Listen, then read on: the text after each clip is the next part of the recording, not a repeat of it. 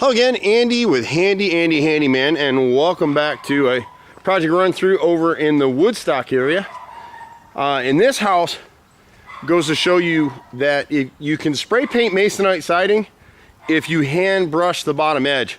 This house was painted about 8 years ago, and if you stood off and looked at it from the distance that I'm at right now, it looks like it was freshly painted.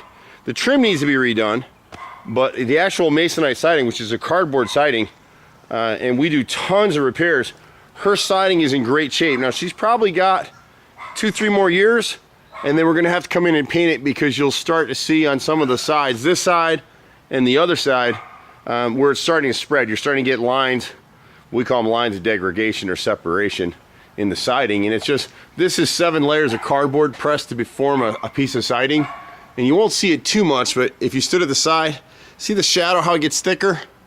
So the siding's expanding it up in this area. And what we suggest to clients like Shelly is we'll come out and actually repaint one side of the house at a time. So right now, her front and rear look great. She doesn't really have to do any work except for the trim. But maybe later in the year, she can budget to paint this side of the house or the left side.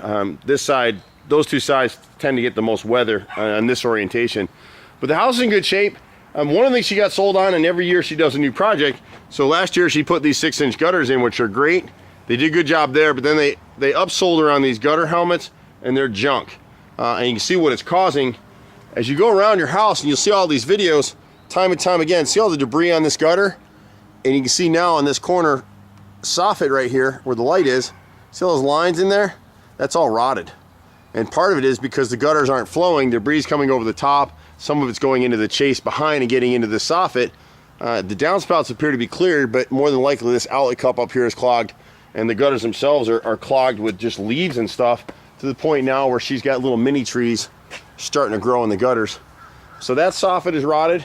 We can clean this front porch area up here, pressure wash and clean everything up for her. We'll take the gutter helmets off. And again, you see all this streaking? As soon as you have that on your gutters, you know to call somebody like us, because your gutters are clogged, something's wrong. But beautiful house. All the siding in here is in great shape. Even her chimney. Now she replaced some of that with hardy plank, probably when she repainted the house. So over here you get a better idea of what's going on.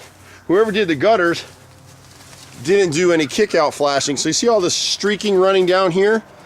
It's the water that's getting behind this gutter and into this chase. You see all the debris across the staining on the soffit? The water's leaching through. And there's no kick out flashing between the gutter and the house. So once we remove these gutter guards for her, we'll put kick out flashing the way it was supposed to be done. But the siding itself is in spectacular shape. I've never seen a house looking this good, honestly, except for some of the ones that we've done. So I've never found a spray painter that did it the right way. And so she paid extra for it, because it's a lot of labor to come in here and hand paint this bottom edge. But you'd rather have it painted right. So a house like this, if you're getting ready to paint it, pay guys like us, or the fellow that did this job, a little extra to hand paint the bottom edge, and then you can spray the siding out and you'll get good coverage, and you'll have a house like this. She used duration on this house. So this is Sherwin-Williams duration. It's about 9 years old now or so, and it's in great shape. She got a little bit of rot where they cheated. This is a built-up dog ear, this triangle, so it's actually 2 pieces of wood. It's kind of hard to see the straight line because it's rotted now.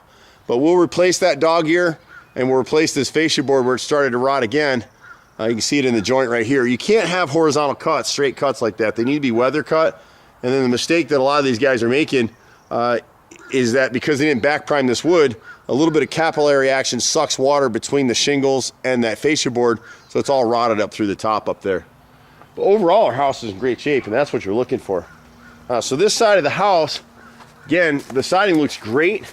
It's when you get up under these edges. I don't know if the camera's gonna let you pick it up and see the lines, but she's got 6 or 7 lines coming here, 2 or 3 here, and it ramps up through. So sometime in the next year or two, she really needs to repaint the left and right sides, and then she can probably come back and catch the whole house, or do the front and back, each of the following year, pick a side. We'll pressure wash all this back here for her, clean it down, clean inside the back deck. She's got a little rot on the railing back here. This is the one piece of the job. We'll replace this because it's an outdoor railing.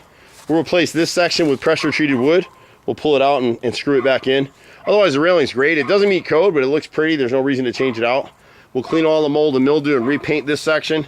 We're cleaning inside that porch up there. Right here at this gutter again, there's no kick out flashing and there's a little bit of rot in the siding behind it. Here the fascia board again is rotted, so we're replaced from here over.